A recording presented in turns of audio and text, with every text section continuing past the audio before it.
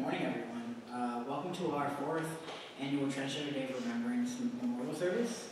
Really glad to see you all here. We'd like to thank our sponsors, Pride Lines, and the Gender, Sexuality, and Women's Studies program, as well as our speakers and the basic pitches for being here today for our program. Today we honor the lives of those who were murdered due to transphobia, hate, and ignorance.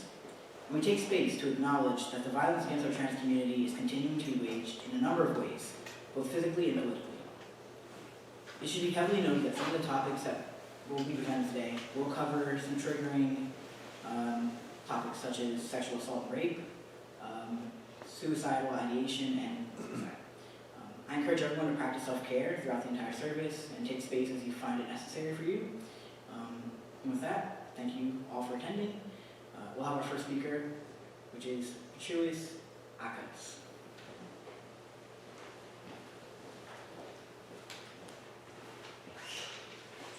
My name is Pitt-Bradford and I am a senior interdisciplinary arts major with a minor in gender, sexuality, and women's studies.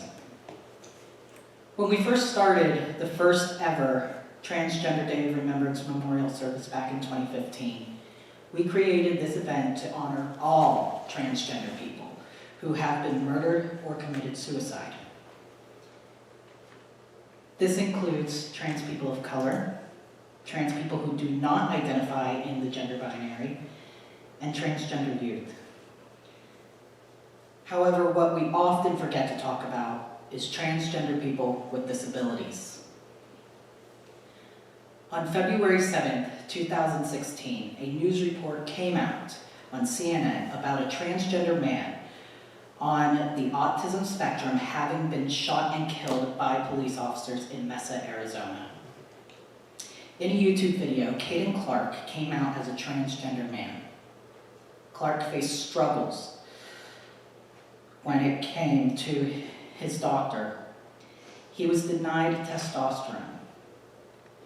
His doctor refused to prescribe Caden Clark testosterone because he had a form of autism.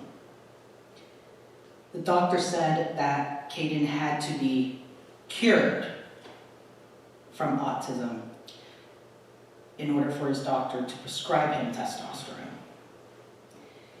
You may be aware that autism isn't something that can be cured. Autism is a neurological disorder where the brain is wired differently than a person who is neurotypical. When Clark died, he was misgendered by police, the media, and by members of his family. According to the police, they were unaware that Caden was on the autism spectrum. I won't go into the full story, but it was very heartbreaking to read. When I read this story, I was shaken. I was shaken because I, too, am a transgender man who is on the autism spectrum. I am also asthmatic. Every time I go to a hospital and disclose that I am transgender, asthmatic, and autistic, the nurses and the doctors often think that I am gender confused, or they make assumptions that I don't understand the risks of medically transitioning. One time I was in the ER for an asthma attack back home. By the time I was discharged, my paperwork said to talk to your doctor before continuing the following medication. And they listed my testosterone. How I personally took this was the doctor saying, because you are medically transitioning, your asthma attack was caused by taking testosterone. I had the clearance from my former gender therapist to go on HRT, which I will be 3 years on testosterone on January 25th, 2019. And recently I was given clearance by my PCP and my therapist to have chest reconstruction surgery, which I am now almost 4 months post-op. I think trans people like myself know our bodies. We often assume that to be transgender, you must medically transition. There are trans people who literally cannot transition due to serious medical conditions or severe disability. I am one of the few lucky ones that was cleared to medically transition, even though I have a respiratory medical condition and I am on the autism spectrum. There's a lack of accessibility for disabled transgender individuals and disabled LGBTQ+ individuals overall. This includes LGBTQ+ spaces like community centers, bars, businesses, and even pride festivals. I personally noticed this after becoming more involved in the drag community back home in Pittsburgh. This led my drag sibling and I to start our own production company that is focused on inclusiveness and accessibility in drag, variety shows, and events. Our production company is owned and operated by disabled members of the LGBTQ+ community. Our first production was a sensory-friendly and family-friendly drag and variety show. All the proceeds from the raffles and the tips the performers made went to the Pittsburgh Center for Autistic Advocacy and the PERSAD Center. In February of 2019, we are going to have the first ever pageant for LGBTQ+ performers with disabilities back in my hometown of Pittsburgh, Pennsylvania. There are ways you can support transgender people and people with disabilities. One of those ways is hosting conferences for people in the medical field to give an education about transgender people. Another way is to push for businesses, event venues, those that are LGBTQ+ owned and operated to be accessible for people with disabilities. Contact your representatives to include sexual orientation and gender identity to current anti-discrimination laws. Lastly, another way you can also help support people with disabilities and trans people is to vote in every single election. Vote for candidates who support the rights of people with disabilities. Vote for candidates who support transgender rights. Support candidates who support LGBTQ+ rights. Vote for candidates who support affordable health care. If you are not registered to vote, please register to vote. Thank you.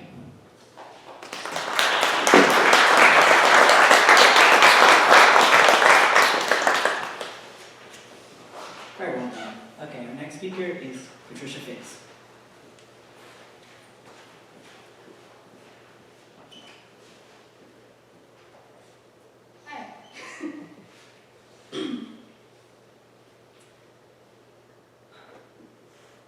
Why you?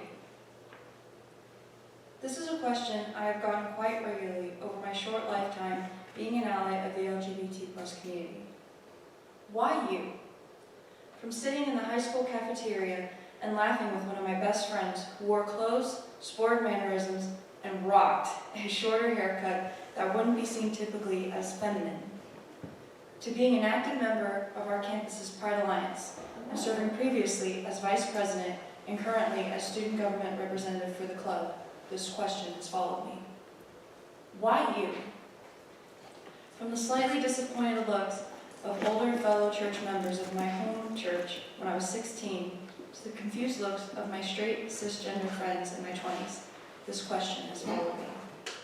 Why you? In the past, I never had a consistent answer to the recurring question.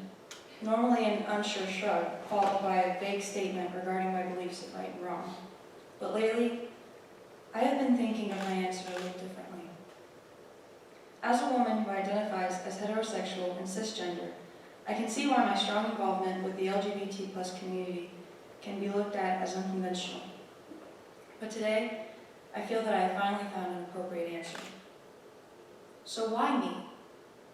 Because it's not about me. It's never been about me. It is about us. It is about those of us who are assigned genders at birth that don't match who they are within. It is about those of us who look in the mirror only to see a stranger looking back. It is about those of us who feel that they have to hide their true identities from their loved ones in order to falsely gain acceptance. It is about those of us who are discriminated against for embracing their true selves. It is about those of us who battle the sneers and slurs for accepting themselves, whether it be on the street or behind a computer screen. It's about those of us who are cast out of churches, restaurants, department stores, public restrooms, and other public establishments every day.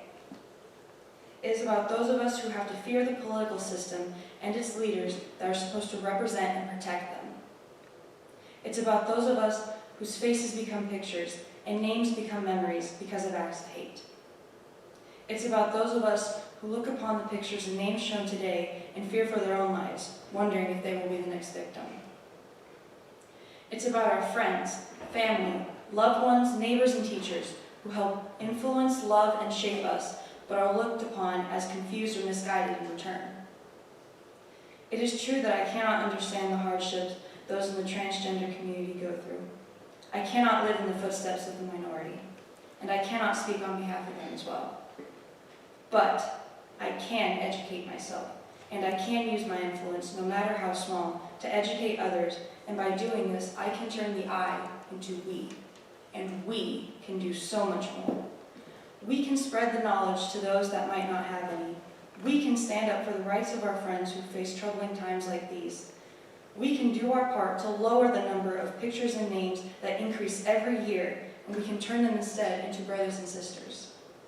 We can love each other and spread that love to conquer the hate against our transgender friends that pollutes the world today.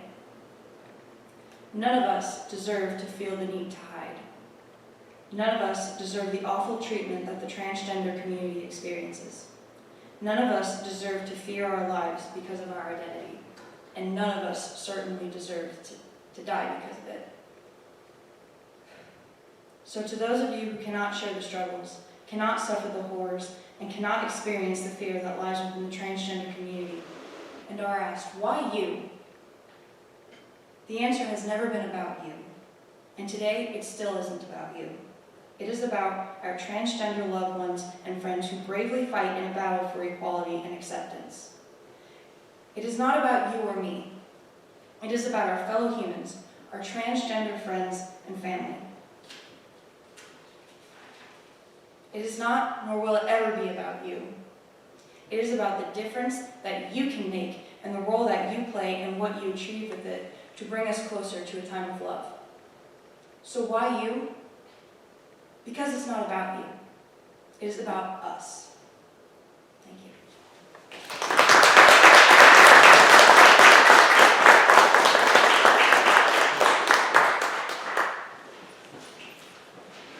Outstanding. Next up, we'll have our basic pitches. They will be singing Imagine by John.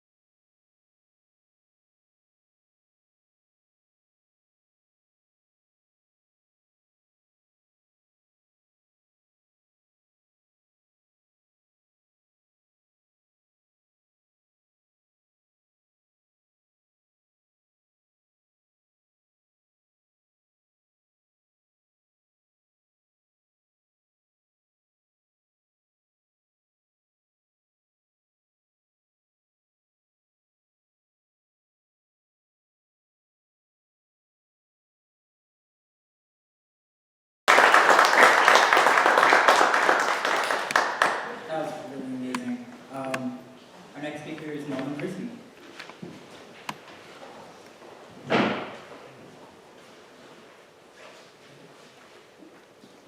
Hello everyone, my name is Nolan Brisby, and I am transgender. Today marks 312 days since I have started taking estrogen and testosterone inhibitors, and about 3 years since I have started my transition. I'm here today to talk to you about suicide awareness. Now, I could stand up here and quote the number of how many LGBTQ plus individuals that committed suicide this year, or the percentage of transgender individuals who have lost their battles to these darker thoughts.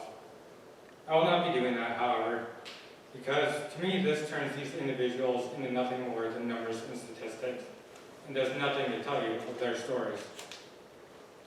Instead, I wish to share my own story and experience on this subject, and hopefully shed some light on these individuals may have been dealing with that drove them to the breaking point.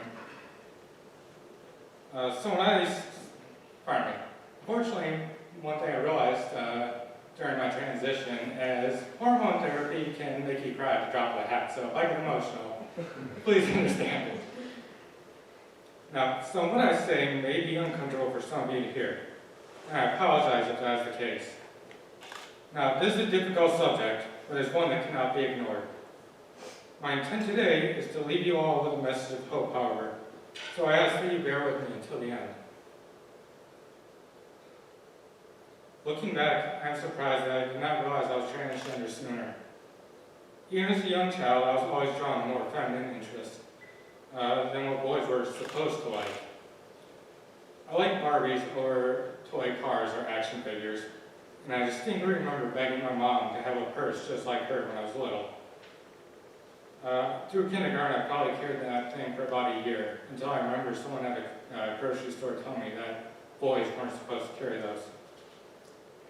As I grew older, I developed an interest in video games and books, and I found myself always drawn towards the female characters in these stories, and I could never quite explain why I felt this deeper connection to them. Part of my cluelessness about myself likely comes from an event that happened when I was young. There was a boy, maybe a year or two older than me. I don't want to go into the details of what happened that day, but I will say that I was too young to consent or understand what was happening. It was a few years before the gravity of what actually happened fully clicked within my mind. And even before I understood what had happened, I would find my thoughts going back and dwelling on this day. Now, I come from a moderately religious family. When I was about 12, the subject of homosexuality came up.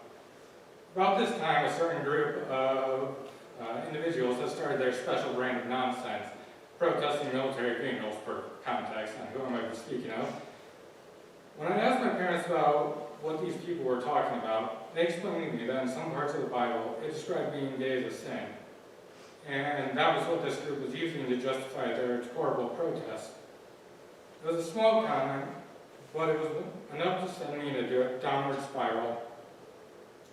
By this point, I was old enough to understand what this boy had done to me, and I suddenly realized that all these thoughts I had been having were supposedly wrong and sinful. It led to these immense feelings of guilt and shame. My mind trying desperately to back out all these thoughts and emotions that I had been having. But being gay isn't something as simple as flipping a mental switch and turning it all off, though. And this led to increasing levels of frustration as I couldn't stop these thoughts. All this guilt and frustration eventually turned to hate, most of which was aimed towards myself. I kept asking myself questions, trying desperately to find answers. What is wrong with me? Why can't I stop this? Why won't these thoughts go away?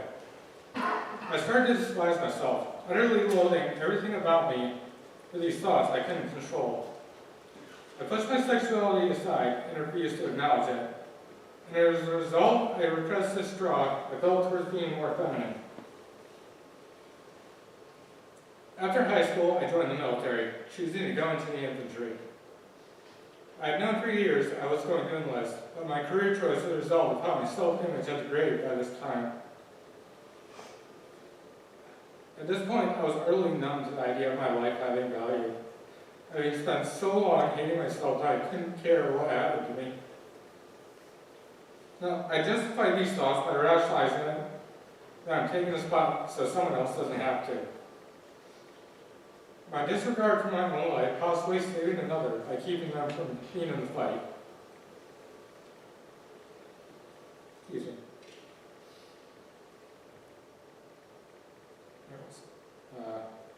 My life was worthless, so I thought, so maybe my death could have some value. I didn't want to take my life, but I didn't want to keep living. I was in this weird limbo where I wished I would simply not wake up one morning and not have to deal with pain anymore. If you ask anyone who's in infantry and what it was like, they will confirm that it was a special kind of hell you probably won't see anywhere else. 20K hike starting at 3 a.m., sprinting up and down the same length of field for 2 hours, yelling bang with an empty rifle because your staff sergeant's mad at you for some reason. And a whole mess of other delightful experiences combined to make an absolutely miserable time. I am thankful for it in a way though, partly because that misery distracted me from my own self-loathing. While it helped to mask it, it was still there. In some ways it became worse, because I didn't fit in with this lot of alpha males, for lack of better terms. I became more aware of how alien this male identity felt to me, and how out of place I was in a culture that essentially glorified it. Out of everything though, it taught me to put up with a lot of bullshit. That wasn't what saved me though, or helped me to finally accept myself. As stupid as it sounds, it was a video game. Or more accurately, a friend I made playing World of Warcraft. Now, I've played this game on and off for about 12 years now, and during that time I've developed an interest in the role-playing community there. Here I could be this alternate persona, developing a character who allowed me to escape my reality and be someone who didn't have all these negative thoughts and emotions I had towards myself. Now, I met Paris in 2014 when she joined the guild I was in at the time. The two of us quickly became friends, and as our characters grew closer, so did we. Eventually got to the point we were texting each other every day, and at some point we got on the subject of sexuality. It's a lot easier to talk about ourselves when there's a mask of anonymity that we have online. So I was able to discuss things that I would not have shared otherwise. I was able to tell her about these thoughts and attractions I've been having for years, things that I used to feel so much shame about. And Paris supported me. She helped me process all the stuff that I had buried, and actually come to terms with the fact that I'm pansexual. Do you have any idea how freeing that was? To have this weight that I've been dragging down, me down mentally and emotionally for half your life, be simply gone. Once that gate was open, it was a chance to explore all these other thoughts I buried as well. I was able to start processing who I was, including my feelings concerning my gender identity, that had barely been given any thought, considering they were overshadowed by this larger cloud. Being the amazing friend she is, Paris was just as loving and supportive as when I came out before. She was the reason I was finally had the strength to admit to myself that I am transgender. And it's because of her, for the first time in 12 years, I was happy. Now, I was able to escape my demons, but not everyone is so lucky. My story is nothing compared to what some have experienced and been forced to endure. One event and a single comment were all it took for my own mind to send me into a spiral of self-hate. Imagine how that feels for someone who goes through far worse. Someone who is told constantly they are an abomination for something they have no control over. To hear homophobic slurs thrown at them constantly for daring to come out. Being told that who they are isn't God because there are only two genders, or that they are mentally ill and need to be cured. Now, I was 23 by the time I began my transition, and by that point I was able to support myself. When I had to cut ties with parts of my family, it wasn't that difficult. But it must be immeasurably worse for a teenager.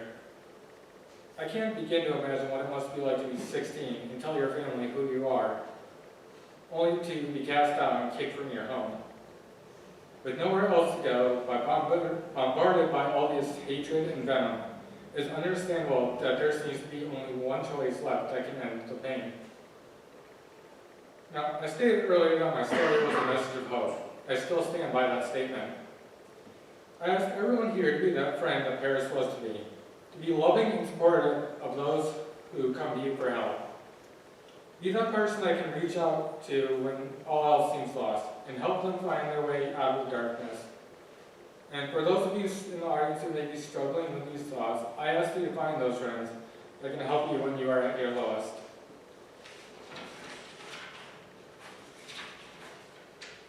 It is easier to imagine things like depression as some great monster that we can slay as a society, but it's a far subtler force that hides in the shadows of our minds. I would love to tell you that I have a solution to end hatred forever, but that is simply not the case. We may not be able to prevent all suicides or violence in the LGBTQ+ community, but if we as individuals can save even one life by simply being there for others, it'll be worth it. Thank you.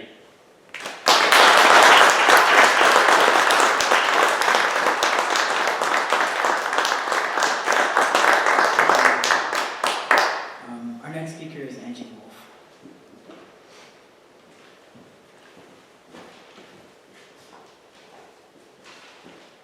Hi. I wanted to start with a piece by Simon Iris, and it's called Make Me a Vessel of Anomaly.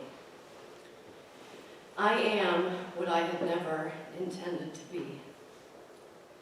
There is this wildness in me, and they tell me, say, call me boy, like boy will tame this unkempt spasticity and ferocity. Like boy will mend the broken parts of me that fight tirelessly for the right to decay and die. And they will say, tell them, that was never me. But I flinch and hear her calling, and flinch and feel her tugging at my sleeve, and flinch and she is suddenly in me. And I wonder if it would be more simple to remove my skin from the equation and let her bleed my history. Today we observe National Transgender Day of Remembrance as a solemn occasion to honor those who have lost their lives or experienced violence because of their gender identity or gender expression. And I welcome everyone. I'm really glad you're all here. Solemn events are by their very nature powerful and moving. When we leave here, we might feel certainly angry and compelled, possibly empty and helpless, but hopefully, as Nolan said, refreshed, resolute, and empowered. Those we are remembering today would demand nothing less than that. My name is Angie Wolf, and I use she, her pronouns. I'm white, I'm educated, and I'm heterosexual, which is important to acknowledge when talking about issues of privilege and systematic violence. Today we read and see the names of the people, of some of the trans people who were murdered this year, the majority of whom were trans women of color. We say their names to affirm their identities and validate their lived experiences, and we are careful not to forget that there are so many more who died facing violence and injustice this past year that we don't know about, and we leave space for them in our hearts. We won't read the names or see the names of those who died from treatable medical conditions, but were denied medical care or turned away from emergency rooms.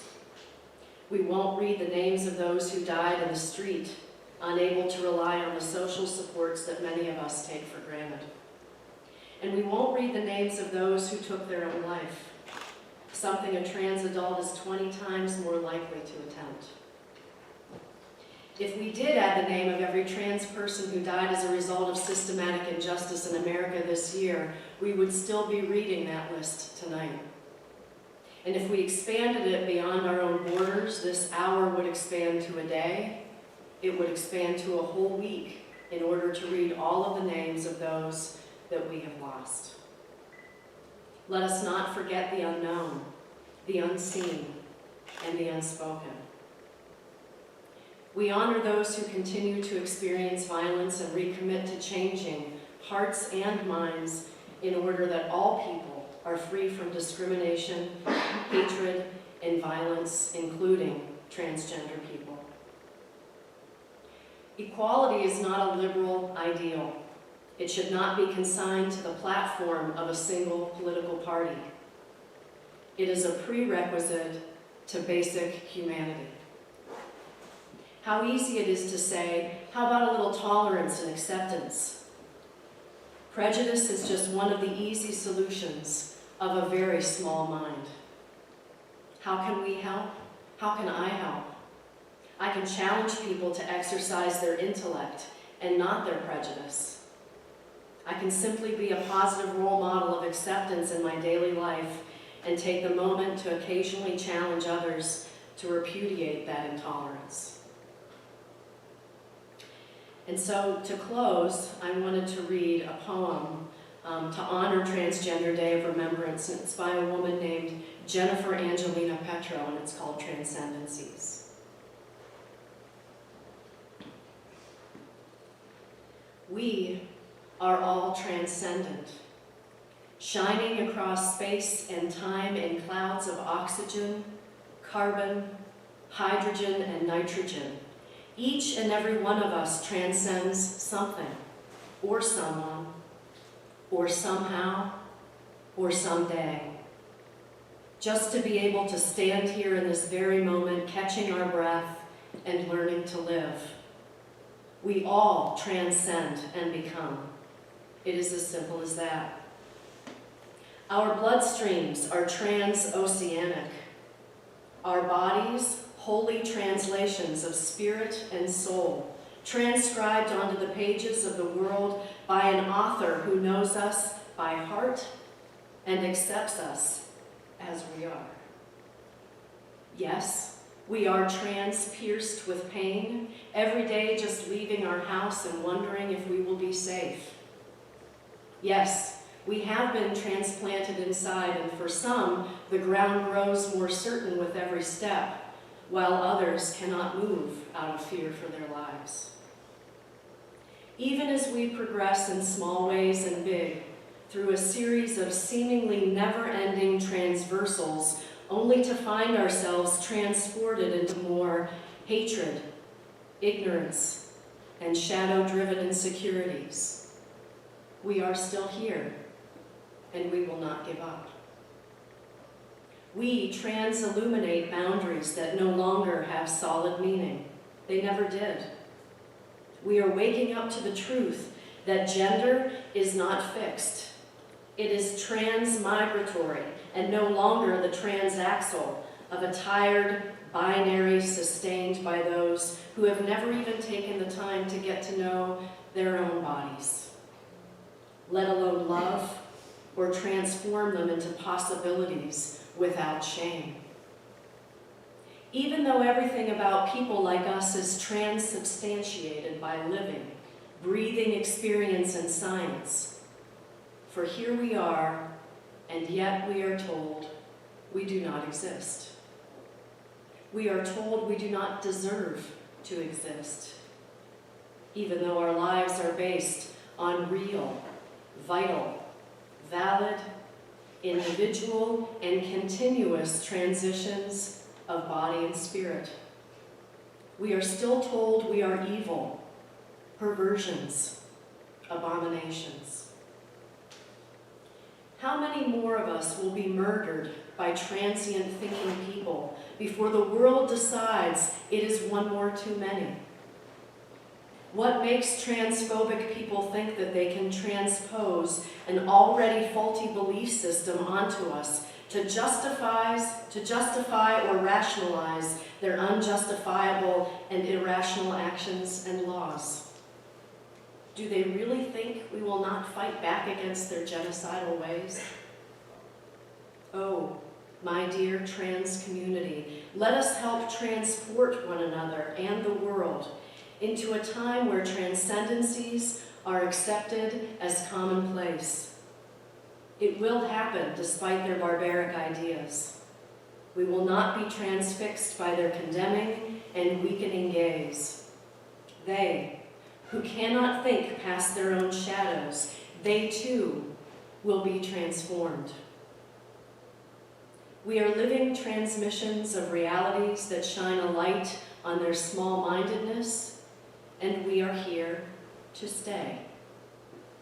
We are not here to inspire some kind of transcultural revolution. We are a revolution. Every time we step out into the world, we declare that infinite possibilities exist. Historical figures of the Transfiguration came to transmute those who hate and to set their limited beliefs on fire. They came to provide a spirit transfusion to flush out both their own self-loathing and their fear of us. Those of us steeped in beatitudes and compassion so deep and forged by pain and marginalization as to be transcribed into living testaments of love's transcendent power. We, yes, we will inherit the earth. Come, haters, shed your mantles of tissue and weariness, shed your tired ideological transparencies and projections, and transmigrate with us to a way of living where hope reigns, alongside the mother tree and the trans-dimensional angels, singing and dancing for the freedom of all souls. For you will transpire, perhaps sooner than you want. Life is transonic, yes, but it is death that comes at the speed of sound. And when it does, you shall be transposed against a backdrop of light. And we will continue to blossom and unfurl, transcendentalists of power, living rainbows moving ever forward. We will continue to be transcendencies of glory and revelations of truth.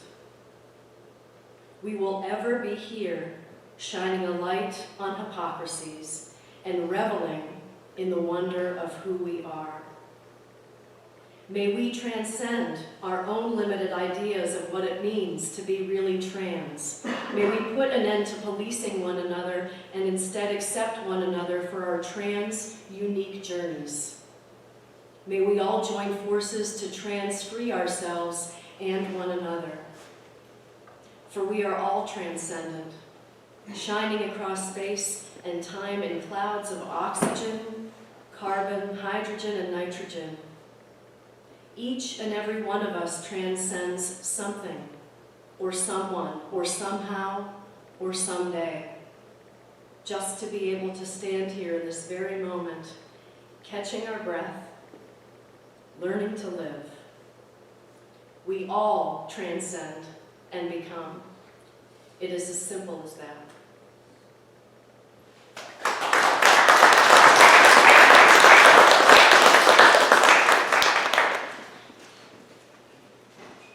Thank you, Angie.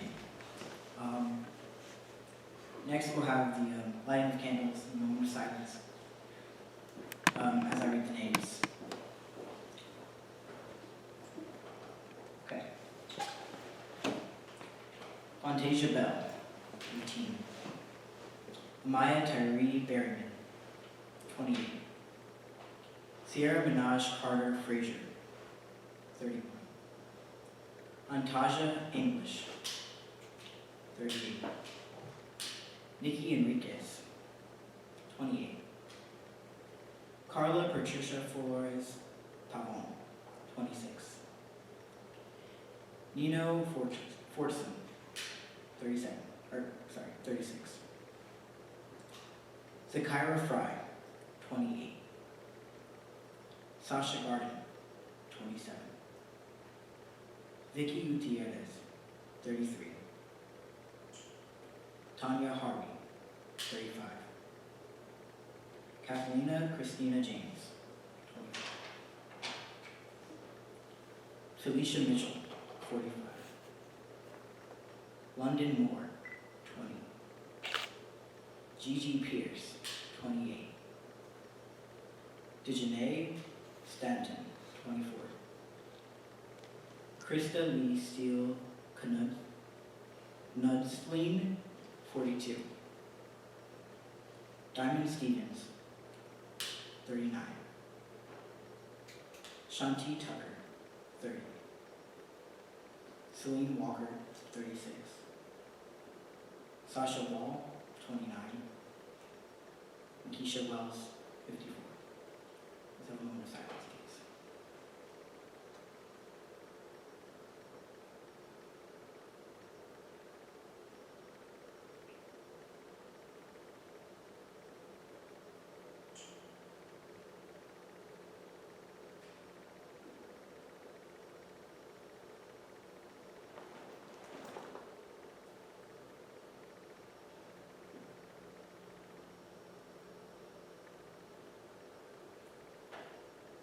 Okay. Let's give a round of applause one more time for all of our speakers and basic pitches. Thank